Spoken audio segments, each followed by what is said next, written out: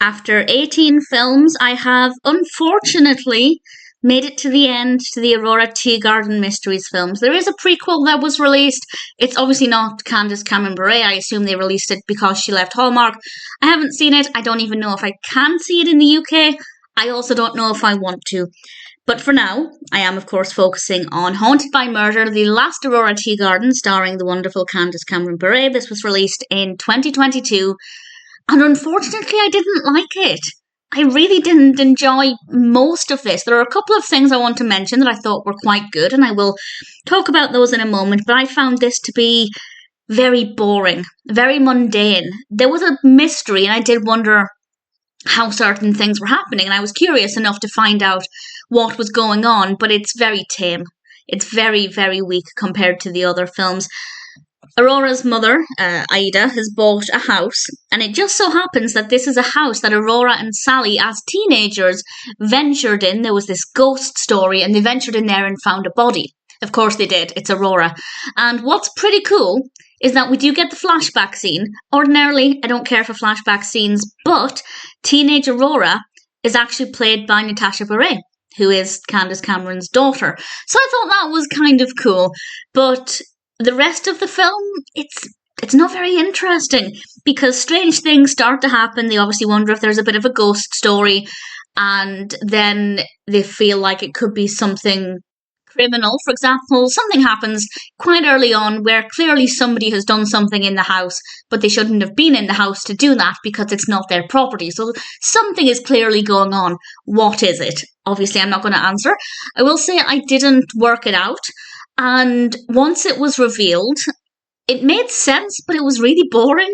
It was just, the whole narrative was so dull from start to finish, and it's such a shame that it's the final film because it's very weak. It's very mundane. Not a lot happens. The mystery is boring, and the reveal is not that interesting.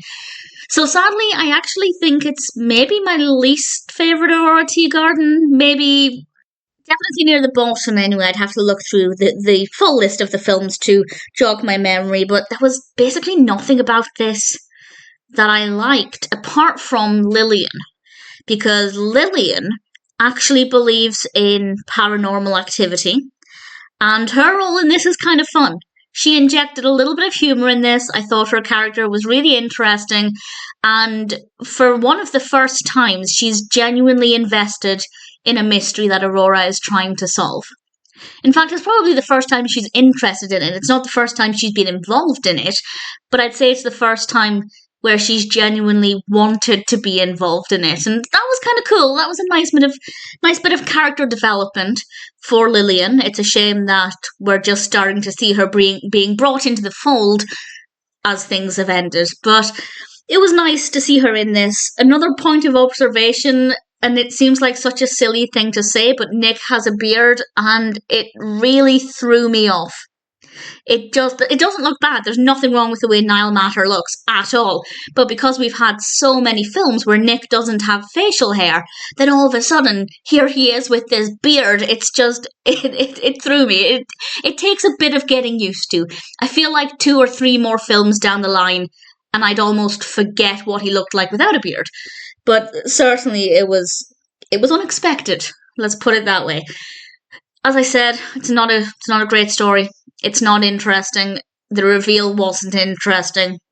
And most of the characters involved are really boring. The only one I thought was interesting was the wife who lived nearby. You'll know who I mean when you see her. And I thought there was something interesting about her character. I wanted answers to what she was doing and how certain things were working. I was very curious about her character.